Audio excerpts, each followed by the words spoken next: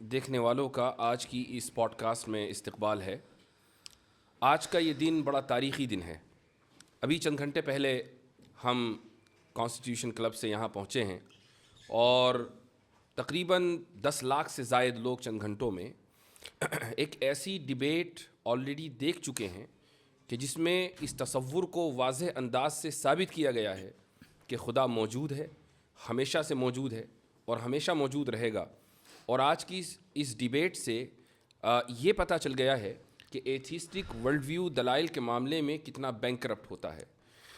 مفتی شمائل احمد عبداللہ ندوی اور اسی طریقے سے مشہور ملحد اور لیریسسٹ جاوید اختر کے درمیان یہ جو ڈیبیٹ ہوئی ہے، اس کا لوگوں کو شدت سے انتظار تھا اور بہت بڑی تعداد میں لوگ ڈس اپوائنٹ اس معنی گر ہوئے ہیں کہ میں خود یہ سمجھ رہا تھا کہ شاید کچھ مضبوط دلائل ایتھیسٹس کی طرف سے آئیں گے اور ملاحدہ شاید کوئی نئی دلیل پیش کر پائیں گے۔ ہم اس میدان میں ایک عرصے سے کام کر رہے ہیں اور میں ہمیشہ یہ دعوے کے ساتھ کہتا آ رہا ہوں کہ الحاد بغیر کسی دلیل کے ایک بے بنیاد عمارت کے اوپر کھڑا ہوا ہے اور الحمدللہ یہ بات پھر ثابت ہوئی۔ اسی طریقے سے ایک اور بات جو میں اکثر و بیشتر کہتا ہوں اور شاید لوگوں نے یہ بات کہتے ہوئے مجھے سنا ہوگا کہ تقریباً 70 to 80% کیسز میں الحاد کی وجہ مینٹل ٹراما ہوتی ہے اور شاید یہی وجہ جاوید اختر صاحب کے تعلق سے بھی کہی جا سکتی ہے اور اس کی ایک وجہ ہے۔ یہ کوئی انہوں نے ڈھکی چھپی بات نہیں کہی ہے، اس لیے اس کو ریویل کرنے میں کوئی حرج محسوس نہیں کرتا ہوں۔ ڈیبیٹ سے پہلے جب ہماری جاوید صاحب سے ملاقات ہوئی تو انہوں نے ہم سے یہ کہا کہ بھائی مجھے آپ اس بات پہ قائل کر دیں کہ 8 سال کی عمر سے لے کر آگے تک جو میں نے مختلف مصیبتیں جھیلی ہیں تو کیا خدا مجھے ریکمپنسیٹ کرے گا یا نہیں کرے گا۔ اس سے یہ اندازہ ہوتا ہے کہ جو بچپن میں مینٹل ٹراما کا وہ شکار ہو گئے تھے تو یہی وجہ ہے کہ وہ اس کو جسٹیفائی نہیں کر پائے اور خدا کا انکار کر بیٹھے۔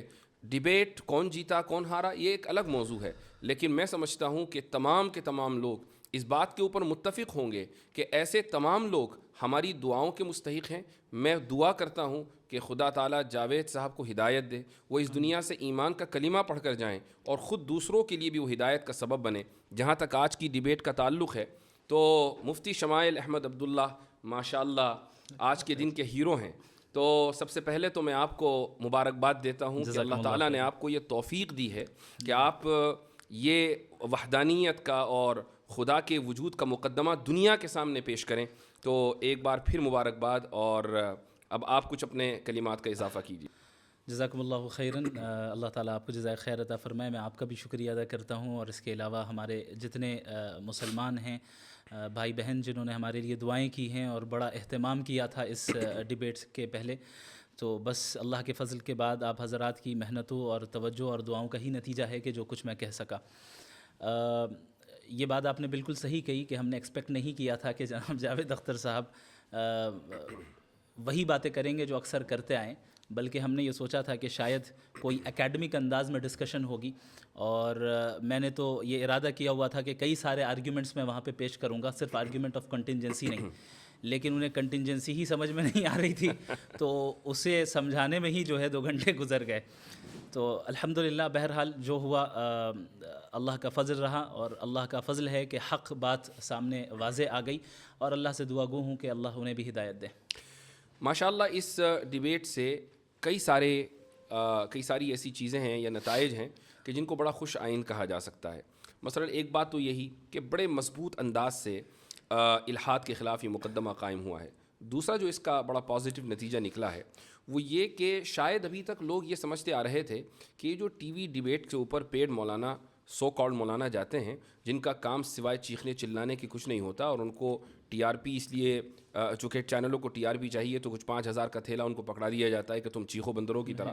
تو یہ جو پرسیپشن ہے یہ ختم ہوا ہے اور اس کو بہت پہلے ختم ہونا تھا، لیکن اس ڈیبیٹ نے تو ماشاءاللہ وہ کام کیا ہے کہ اس کا اندازہ لگانا مشکل ہے۔ جی بالکل صحیح فرمایا آپ نے۔ بالخصوص ہمارے جو اس وقت ملک کے حالات ہیں، ان حالات میں اس طرح 2 الگ الگ ورلڈ ویو کے لوگوں کا بیٹھ کر رسپیکٹفل انداز میں، اکیڈمک انداز میں ایک دوسرے کے ساتھ گفتگو کرنے کی کوشش کرنا، یہ میں سمجھتا ہوں یہ خود میں ایک مائل سٹون ہے اور اس کے ذریعے سے انشاءاللہ آگے بھی راستے ہموار ہوں گے کہ ہم اگر ڈیفرنٹ ورلڈ ویو سے تعلق رکھنے والے ہیں تو وائلنس کی ضرورت نہیں ہے، بلکہ ساتھ میں بیٹھ جائیں، چائے پی لیں اور ساتھ میں ایک دوسرے کے ساتھ ڈسکس کر لیں. آپ کو سمجھ میں آئے تو قبول کریں, نہ سمجھ میں آئے تو نہ قبول کریں. یہ بہت اچھی ابتدا ہوئی ہے. ایک جرنلسٹ نے ڈیبیٹ کے بعد مجھ سے آ کر یہ پوچھا کہ یہ جو ڈیبیٹ ہوئی ہے اس کا آپ کیا فائدہ دیکھتے ہیں؟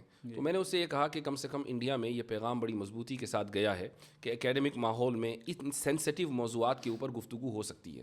تو اس نے بڑی شاکنگ بات کہی مجھ سے. اس نے کہا انڈیا کا کیا مطلب, ساری دنیا میں ایسا ہی ہے, ڈیبیٹ ان موضوعات پر ہوتی نہیں ہے. میں نے کہا نہیں, آپ غلط ہیں. یورپ میں, امریکہ میں, دنیا کے اکثر ممالک میں ان موضوعات کے اوپر ڈیبیٹس ہوتی ہیں, بڑے ہی اکیڈمک ماحول میں گفتگو ہوتی ہے, دونوں طرف سے دلائل آتے ہیں, اور الحمدللہ ہم حق کا جو مقدمہ ہے وہ بڑے واضح انداز سے پیش کرتے ہیں. ایک جرنلسٹ نے مجھ سے بھی کچھ اسی طرح کا سوال پوچھا تھا. اس نے کہا کہ باقی چیزوں کو چھوڑ کر ڈز گاڈ ایگزسٹ پر ہی کیوں بات ہوئی. تو ہم نے کہا کہ بھائی ہمارے نزدیک گاڈ کا ایگزسٹنس جو ہے وہ در حقیقت سب سے بڑا مسئلہ ہے, اور گاڈ پر ایمان لانا یہ سب سے بڑا مسئلہ ہے. چونکہ باقی ساری چیزیں سیکنڈری درجے کی چیز ہے. ہمارے لیے, ہم اس دنیا میں آئے ہیں, ہماری زندگی کا پرپس جو ہے وہ اللہ کو راضی کرنا ہے, اللہ کی اطاعت کرنا ہے. تو یہ سوال دراصل اس بنیاد پر مبنی ہے کہ آپ اس چیز کو ایک سیکنڈری اور پرائیویٹ چیز سمجھ رہے ہیں, اور سمجھ رہے ہیں کہ اس کی کوئی خاص اہمیت نہیں ہے, آپ کو صرف مادی اور مٹیریلسٹک جو ہے ترقی کرنی ہے. یہی ورلڈ ویو دراصل جو ہے مغربی دنیا نے دیا ہے کہ کس طریقے سے لوگوں کو مٹیریلزم میں مبتلا کر دیا جائے. اور الحمدللہ اللہ نے چاہا تو یہ ایک بہت بڑا سبب بنے گا کہ لوگوں کو حق ان تک پہنچے اور سمجھیں کہ ہم اس دنیا میں کیوں آئے ہیں اور ہماری زندگی کا اصل مقصد کیا ہے. ضرور, ماشاء اللہ.